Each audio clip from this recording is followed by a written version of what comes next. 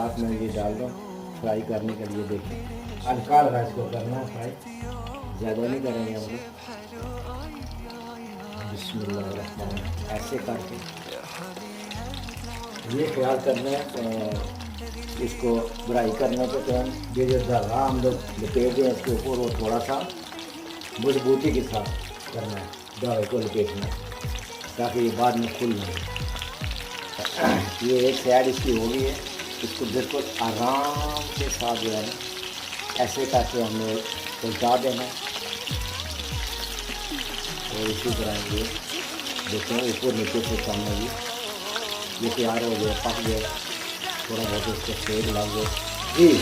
ये फ्राई होते थे, ये देखें कितने ज़बरदस्त, बहुत ज़्यादा इसको फ्राई नहीं करना है हमने, हल्के से फ्राई हुए, 2 दफ़ा इनको उल्टा है। देखें ऐसे हो जाएंगे इनका कलर, क्योंकि बाद में इनको दम में रखना है।